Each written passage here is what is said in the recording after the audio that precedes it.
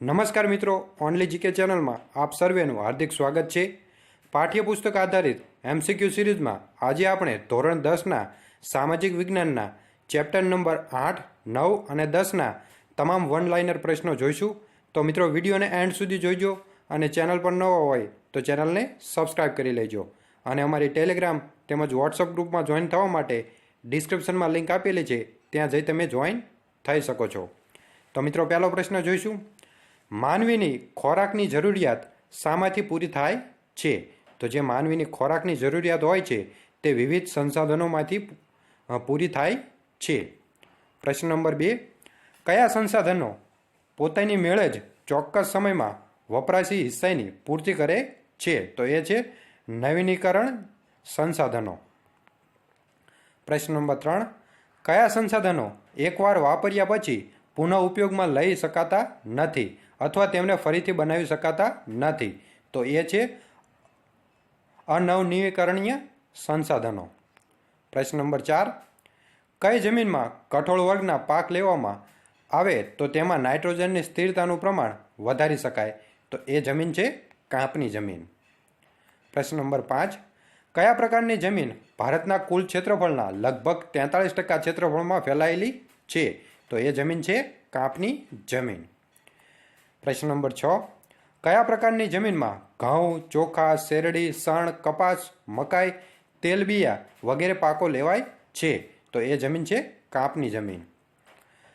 કયા પ્રકારની જમીન ભારતના કુલ ક્ષેત્રફળના લગભગ 19% ક્ષેત્રફળમાં ફેલાયેલી છે?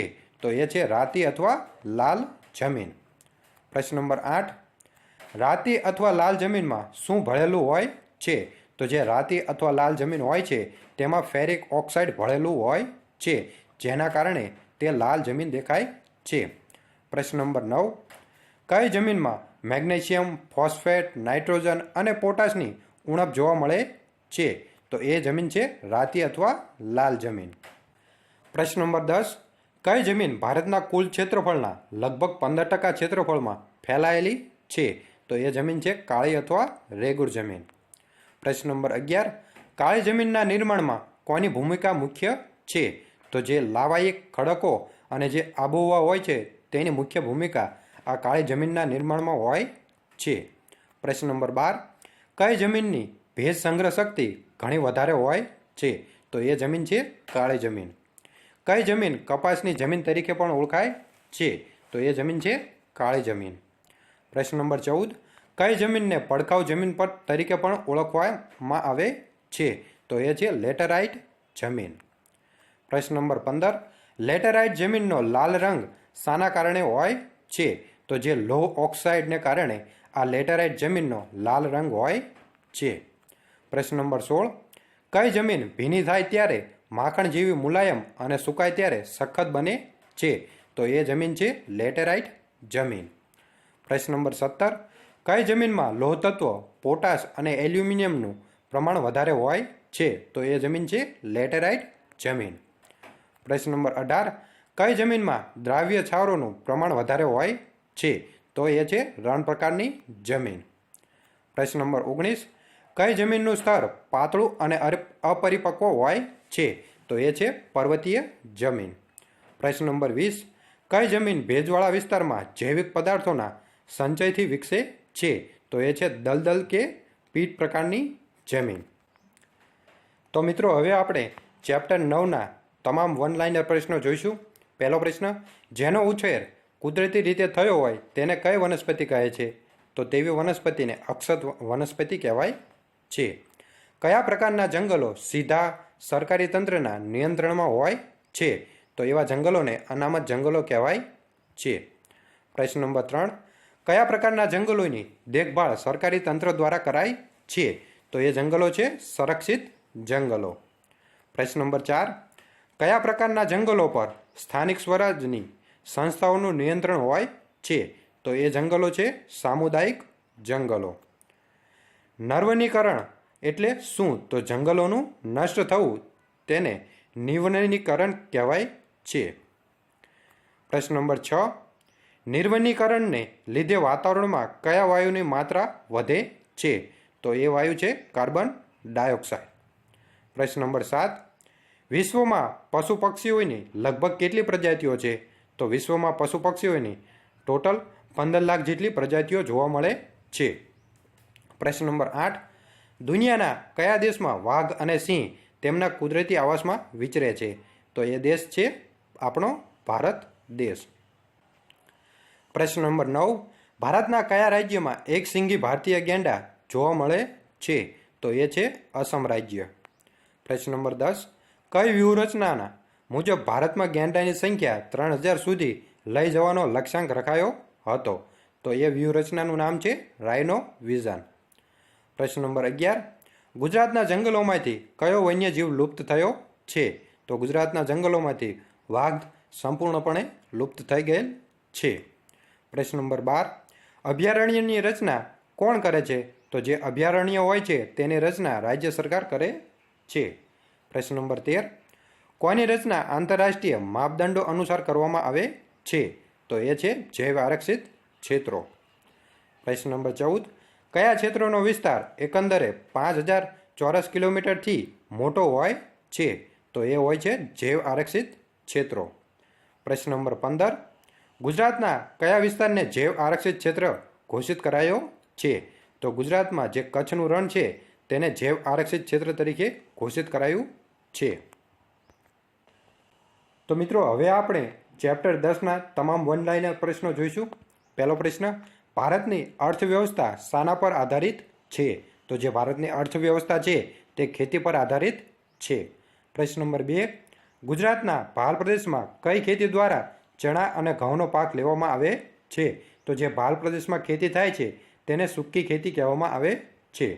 પ્રશ્ન નંબર 3. કઈ ખેતીમાં ઉત્પાદન ખૂબ ઓછું થાય છે? તો એ ખેતી છે સ્થળાંતરિત અથવા તો ઝૂમ ખેતી. પ્રશ્ન નંબર 4. કઈ ખેતી ખૂબ જ માવજત કરવામાં આવે છે? તો એ છે બગાયતી ખેતી. બગાયતી ખેતીમાં ખૂબ જ માવજત અને રોકાણ કરવું જરૂરી પડે છે. પ્રશ્ન નંબર 5.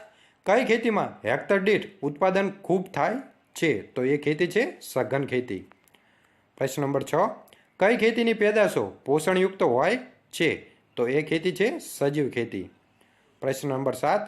કઈ ખેતીમાં રાસાયણિક ખાતરો અને જંતુનાશકોનો ઉપયોગ કરવામાં આવતો નથી? તો એ ખેતી છે સજીવ ખેતી. પ્રશ્ન નંબર 8. કઈ ખેતીમાં પાકના પોષણ માટે છાણિયું ખાતર, અળસિયાનું અને કમ્પોસ્ટ ખાતર વાપરવામાં આવે છે? તો એ ખેતી છે સજીવ ખેતી. પ્રશ્ન નંબર 9. કઈ ખેતીમાં પાકના સંરક્ષણ માટે ગૌમૂત્ર, લીમડાનું દ્રાવણ, છાશ વગેરે વાપરવામાં આવે છે? તો એ ખેતી પણ છે સજીવ ખેતી. પ્રશ્ન નંબર 10. પાણીની વધુ જરૂરિયાતવાળો પાક કયો છે? તો એ પાક છે ડાંગરનો પાક. પ્રશ્ન નંબર 11. ભારતની 1/3 ખેતી ભૂમિ પર કયા પાકની ખેતી કરવામાં આવે છે? તો ઘઉંની ખેતી ભારતમાં 1/3 ખેત ભૂમિ પર કરવામાં આવતી ખેતી છે. પ્રશ્ન નંબર 12. કયો પાક અનાજનો રાજા ગણાય છે? તો ઘઉંને અનાજનો રાજા કહેવામાં આવે છે. પ્રશ્ન નંબર 13. ગુજરાતમાં બાજરીના વાવેતરમાં કયો જિલ્લો મોખરે છે? તો ગુજરાતમાં બાજરીના વાવેતરમાં બનાસકાંઠા જિલ્લો પ્રથમ ક્રમે આવે છે. પ્રશ્ન નંબર 14. મકાઈનો પાક કયા વિસ્તારોમાં વધુ થાય છે? તો જે મકાઈનો પાક છે તે ડુંગરાળ વિસ્તારોમાં વધુ થાય છે. પ્રશ્ન નંબર 15. શાકાહારી લોકો માટે પ્રોટીનનો મુખ્ય સ્ત્રોત કયો છે? તો શાકાહારી લોકો માટે પ્રોટીનનો મુખ્ય સ્ત્રોત કઠોળ છે. પ્રશ્ન નંબર 16. ગુજરાતમાં ખાદ્ય તેલ તરીકે કયું તેલ વધુ વપરાય છે? તો જે ગુજરાતમાં વધુ વપરાતું તેલ છે તે સિંગ તેલ છે. પ્રશ્ન નંબર 17. તેલબિયામાં તેલનું સૌથી વધુ પ્રમાણ શામાં હોય છે? તો તેલબિયામાં તેલનું સૌથી વધુ પ્રમાણ હોય તેવું છે તલ. તલમાં સૌથી વધુ તેલનું પ્રમાણ હોય છે. પ્રશ્ન નંબર 18. ઉત્તર ભારતનો મહત્વનો તેલબિયા પાક કયો છે? તો ઉત્તર ભારતનો મહત્વનો તેલબિયા પાક ગણીએ તો એ છે સરસવ. પ્રશ્ન નંબર 19. કોનું પાણી સ્વાસ્થ્યવર્ધક પીણા તરીકે ઉપયોગી છે? તો એ છે નાળિયેરનું પાણી. પ્રશ્ન નંબર 20. ઉષ્ણ અને સમશીતોષ્ણ કટિબંધીય છોડ કયો છે? તો એ છે ચા. પ્રશ્ન નંબર 21. કયા પાકને કોઈ મોટા વૃક્ષની છાયામાં ઉછેરવામાં આવે છે? તો એ છે કોફીનો પાક. પ્રશ્ન નંબર 22. વિશ્વમાં વાવેતરની દ્રષ્ટિએ શેરડીનું સૌથી વધુ ઉત્પાદન કયા દેશમાં થાય છે? તો વિશ્વમાં વાવેતરની દ્રષ્ટિએ શેરડીનું સૌથી વધુ ઉત્પાદન ભારત દેશમાં થાય છે. પ્રશ્ન નંબર 23. શણના રેસાને શું કહે છે? તો જે શણના રેસા હોય છે તેને ગોલ્ડન ફાઇબર કહેવામાં આવે છે. પ્રશ્ન નંબર 24. વિશ્વમાં રબરના ઉત્પાદનમાં કયો દેશ પ્રથમ ક્રમે છે? તો વિશ્વમાં રબરના ઉત્પાદનમાં મલેશિયા દેશ પ્રથમ ક્રમે છે. અને જો ભારતમાં રાજ્યની વાત કરીએ તો કેરળ રાજ્ય રબરના ઉત્પાદનમાં સૌપ્રથમ ક્રમ ધરાવે છે. તો મિત્રો આ હતા સામાજિક વિજ્ઞાનના ચેપ્ટર 8, 9 અને 10ના તમામ વનલાઇનર પ્રશ્નો. તો મિત્રો હું આશા રાખું છું કે મારો આ વિડીયો તમને પસંદ આવ્યો હશે. તો વિડીયોને એક લાઇક કરી દો. ચેનલ પર નવો હોય તો ચેનલને સબસ્ક્રાઈબ કરી દો, જેથી કરીને નવા વિડીયોની અપડેટ તમારા સુધી સૌથી પહેલાં પહોંચી જાય. અને અમારી ટેલિગ્રામ તેમજ વોટ્સઅપ ગ્રુપમાં જોઈન થવા માટે ડિસ્ક્રિપ્શનમાં લિંક આપેલી છે, ત્યાં જઈ તમે જોઈન થઈ શકો છો. તો મિત્રો મળીએ નેક્સ્ટ વિડીયોમાં. ત્યાં સુધી જય હિન્દ, જય ભારત.